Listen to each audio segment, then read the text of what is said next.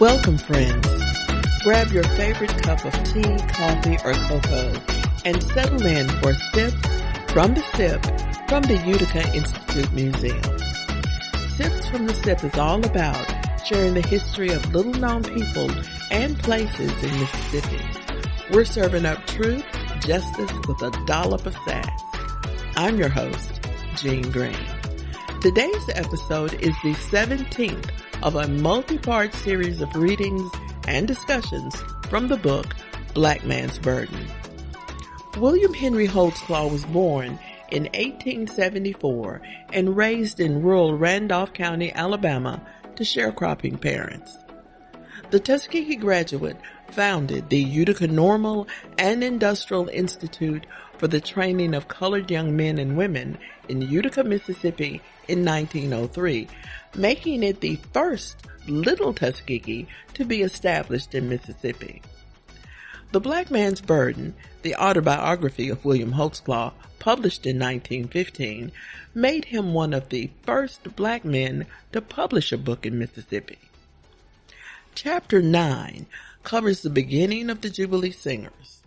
It also covers the courses, programs offered by the school, as well as a discussion of the political climate of the state. Chapter 9.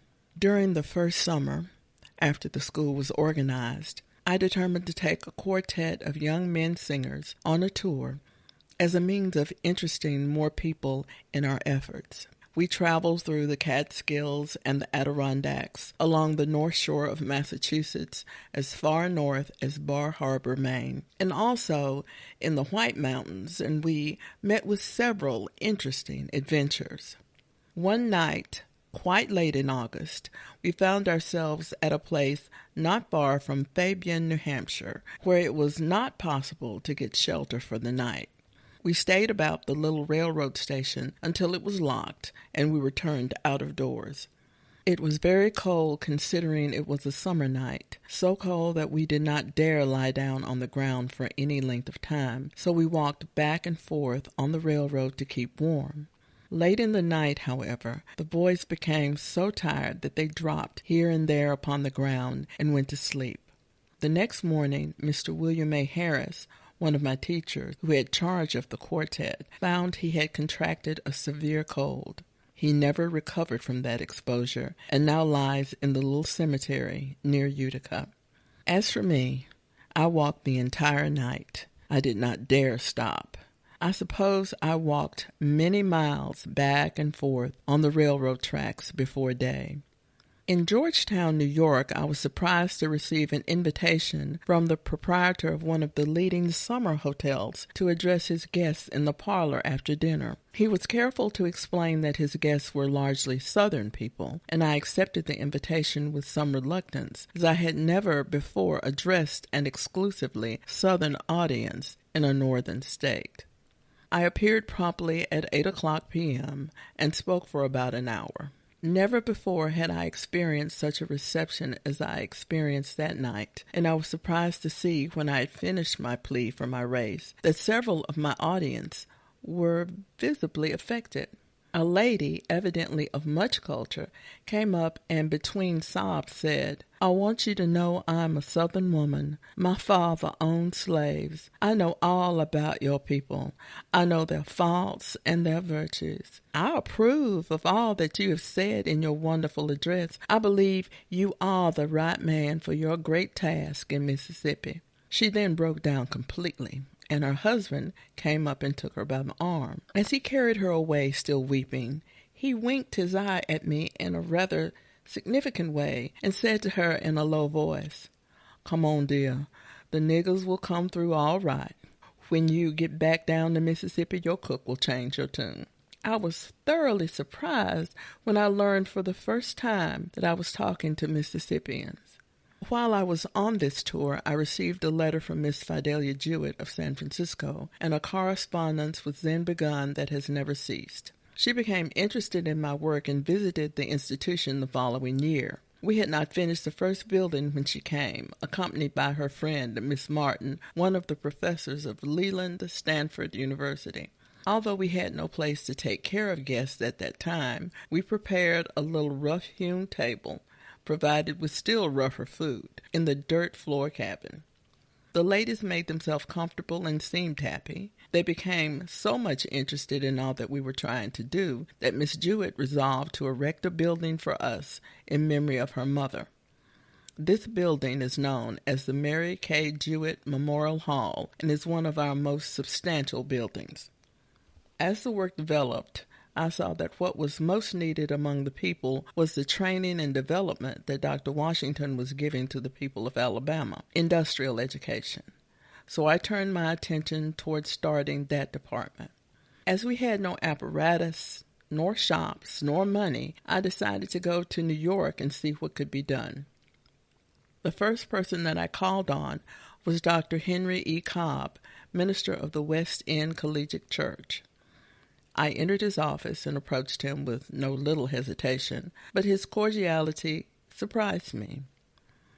I laid my plans carefully before him, and he agreed to consider them and to let me hear from him.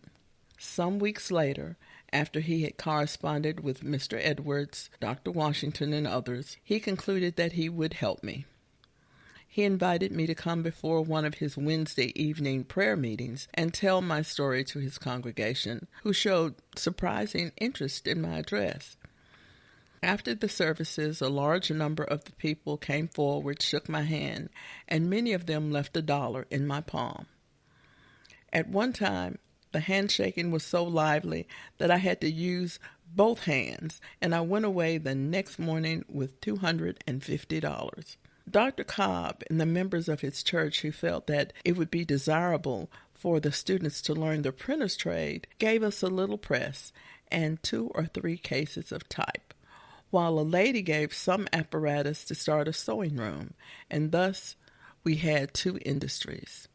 Another person gave $50 for some farm tools, and I took part of the money that had been collected that night to buy tools for the beginning of a blacksmith shop. The result was that in less than 2 months, we had these new enterprises running, and they have been doing business ever since. They have grown until some of them are in a position to enable the students to learn valuable trades. Other industries were added from time to time until there were 22 on the grounds: practical and scientific agriculture, stock raising, poultry raising, carpentering, building and general woodworking, blacksmithing, broom making, painting, sawmilling, and general lumber manufacturing, printing, bookbinding, steam engineering, electrical engineering, brick masonry, shoemaking, tailoring, plain sewing, dressmaking, millinery, laundering, and general housekeeping. Everybody was kept very busy, but a great deal of the work was imperfectly performed, and our lack of funds made it impossible for us to employ as many instructors as we needed. One teacher sometimes performed what should have been the duties of a half-dozen teachers. This, in itself, made it impossible for the work to be done in anything like the best possible way, and the teachers themselves were not always thoroughly trained, so it happened that although everybody, both teachers and students, were in earnest, the teaching of trades was very often carried on in a most haphazard way. Sometimes a teacher had to be placed in charge of some division about which he or she knew almost nothing, and had to gain sufficient experience day by day to teach the pupils that came under him or her. The whole thing was an experiment, but because of the earnestness and sincerity of the workers, there was a perceptible improvement from day to day. But it did not matter how hard we worked or how earnest we were. We could never reach anything like perfection. And even now, after 12 years of work, we find ourselves struggling toward better work in all departments, but still a very long way from accomplishing such splendid results as have been accomplished by Hampton, Tuskegee, and similar institutions. From time to time, however, changes have been made in the working forces, both in the academic and industrial divisions, and better, stronger, and more experienced teachers have been found and added until the work now turned out is far superior to what it used to be, although we all feel that it's still far inferior to what it should be. But there is solace in the fact that gradual improvement has been made. As the school grew in influence and in efficiency, I began to see more and more the wisdom of Dr. Washington, not only in the kind of instruction he was giving the young Negro men and women who attended his school, but also in the influence that he sought to exercise upon the community as a whole, white and black. In order to understand the significance, for example, of a school like our own, it is necessary to understand the conditions under which it grew up. In the first place, it was established in the Black Belt section of the state, on the line between two counties, Copiah and Hinds. In Hinds County, the county in which the capital is located, there were at that time about 52,000 inhabitants, of whom 40,000 were Negroes. Of these 40,000, more than 13,000 could neither read nor write a single word. Copiah is what we call a hill county and contained about 2 Negroes to 1 white person. Of the 12,000 whites in Hinds County, 7,000 lived in the 7 towns, thus leaving but 5,000 whites scattered over a county the extent of whose territory is nearly that of the state of Rhode Island, while a great majority of the Negroes lived in the country districts. In the immediate vicinity of Utica, the Negroes outnumber whites 7-1. Outside the towns, notwithstanding this preponderance of Negroes, careful investigation revealed less than half a dozen comfortable Negro schoolhouses. Why was this so? It seems to me that it is explained by the fact that the colored people were so lacking in leadership that if they attempted to build without outside aid, it took them 2 or 3 years to complete a comfortable building. Before this time had elapsed, all interest was usually gone. There was no enthusiasm and still less cash, so the work stopped, and the house stood incomplete, a monument to lost enthusiasm and lack of leadership. Show me a good school building in Mississippi's rural districts, and there I will show you an unselfish young man or woman who has sacrificed time and strength to make such a building possible. There must first be leaders in the rural districts before there can be schools with proper buildings. I have suggested that one cause of the poor condition of schools was the poverty of the Negroes themselves as a whole.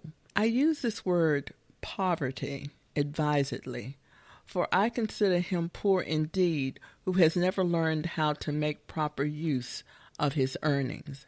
Negroes in this section of the country make quite as much money as, if not more per capita than, is made by a similar class of farmers anywhere else in the country.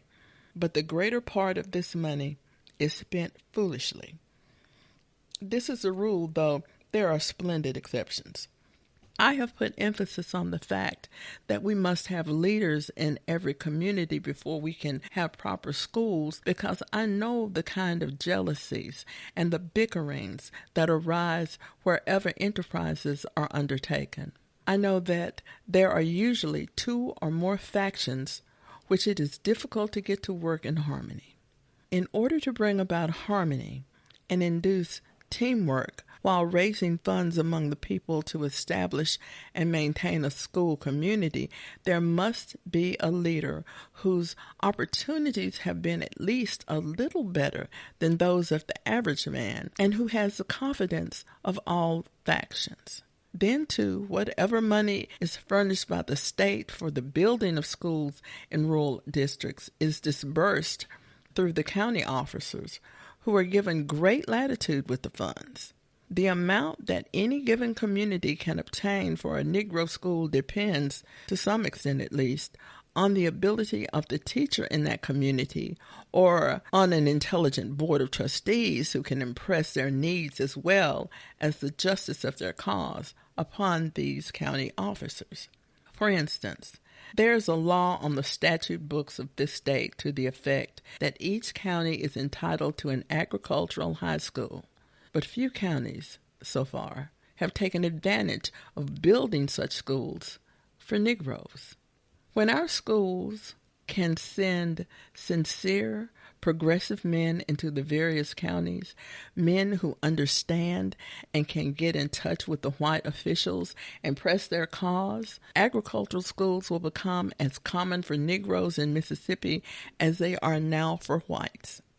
The matter of local taxation, however, is very important in any discussion of uplifting rural Negroes. I am fully aware of the state's duty to educate its citizens of all colors, but I also know that Negroes should learn how to tax themselves in order to build up their own community. And in order to accomplish this, they need leaders. Dr. Booker T. Washington has fully demonstrated this fact in Macon County, Alabama, the county in which Tuskegee Institute is located. Gradually, he has sent out into that county a stream of earnest, consecrated men and women who have gone right to the heart of the people and have turned into proper channels large sums of money that formerly went for candy, cheap jewelry, and tobacco. The result is, as I am told, that $5,000 a year is contributed now by the Negroes of Macon County over and above what may be received from the state or any other source.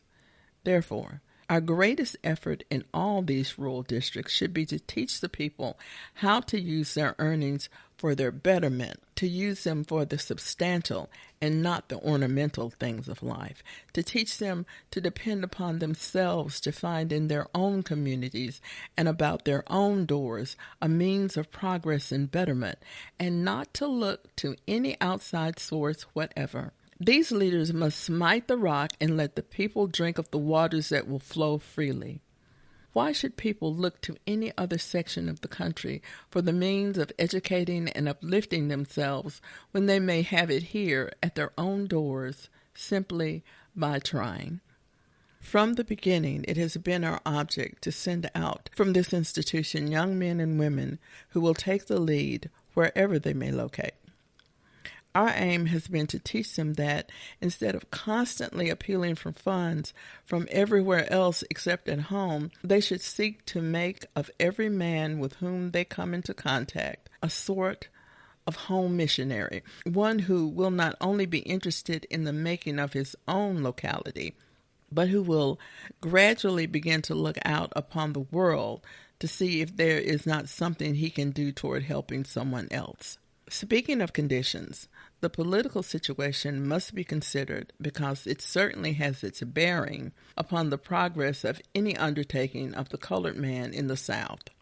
When the Honorable James K. Vardaman, who up to that time had been an ordinary newspaper editor in the Delta of Mississippi, was before the people asking them to elect him governor of the state, he made the Negro question his principal issue, and went from one end of the state to the other, delivering addresses that inflamed the passions of the whites against the Negroes, taking for his text very often some real or supposed crime of some ignorant, degraded Negro, and putting it up before the people in a way to arouse in them a deep hatred of all Negroes. Mr. Vardaman did a great deal to bring about strained relations between the races, at least until he was better understood. Recently I heard him deliver an address in which he grew most eloquent while speaking of the natural advantages of Mississippi, and the applause was vociferous. But when he suddenly shifted to the dangers of woman suffrage because of the presence of large numbers of Negro women in the South, there was a painful silence, quickly broken by Uncle Jim's story. And an intelligent white gentleman standing near me at the edge of the crowd remarked to one of his friends, "See, he is eloquent when he is sincere, but when he gets on the Negro question, he becomes tiresome." One of Mississippi's leading white citizens, turning to a Negro schoolteacher who was standing nearby and looking somewhat dejected, said, "Cheer up, old man. There's plenty of room in this country for us all, especially in Mississippi. The substantial people of the South pay no attention to such stuff as this." I remember Mr. Vardaman was quoted almost daily in the papers as saying that God Almighty created the Negro a menial, a servant of servants, a hewer of wood, and a drawer of water, and that he would be this until the end of time. It was therefore the duty of the white man to use every effort to keep him in his place. It struck me as strange that the voters did not see in this assertion that Mr. Vardaman was flatly contradicting himself. He boldly declared that if he was elected governor, he would use all his power to prevent lynching. Yet he created the impression that as a private citizen, he would join a mob to lynch a Negro under certain conditions. After he was elected governor, he proceeded to do just as he said, prevent lynchings. But many citizens, among them some of his friends, refused to give him credit for this service, classing his acts with those of a man who would set his own house on fire in the rear in order that he might come around in front and show his neighbors how he could put the fire out. Mr. Vardaman not only sought to show by every possible means that the education of the Negro was detrimental to the white man, but also that it spoiled the Negro and made him useless. He abolished the only normal school for Negroes that the state possessed, claiming that the white people paid the taxes and that their money should not be spent to educate the Negro. In all of this, however, he was not entirely unopposed, for there was a great contingent of the best white people throughout the state who knew that he was wrong and who did not hesitate to tell him so. Among them was the Honorable Alfred Holt Stone of Greenville, Mississippi. Let me quote his words used in the heat of the campaign. "The public education of the Negro is meager enough in all contents." Speaking of the taxes paid, he continued, "In the form of direct taxes, it, the Negro tax, may not be large, but no fair-minded man can deny that indirectly the Negro pays as great a tax as any agricultural class in America. We have the sum of $130,706 paid by the Negroes in 4 counties of this state alone. The amount expended on Negro education in the entire state, 66 counties, I believe, is placed at about $400,000. Defending the use that the Negro makes of his education, he said, "What would a Delta planter do if he could not pick up a Negro who could read and write whenever he wanted?" But the hardest blows, perhaps, were delivered upon the Vardaman following by the late Bishop Charles B. Galloway, who not only believed in fair play for all men, but had the courage of his convictions. He never rushed into political conflicts except when he was fired by the wish to see justice done to the weakest and the humblest, to defend the defenseless, or to cause righteousness to prevail. When he did speak, he had the advantage of great learning, accurate information, and much prestige, all of which compelled men of every political faith to stand still and listen to the truths which he propounded. I say he had an advantage because many of those who opposed him were conspicuously lacking in the qualities that he possessed. When Negro education was being assailed most vigorously, the bishop defended it in many great utterances, from one of which I take the following extract. "I have studied with no small degree of pains the records of the graduates of most of the leading colored institutions of learning in this country, and I am gratified with the result.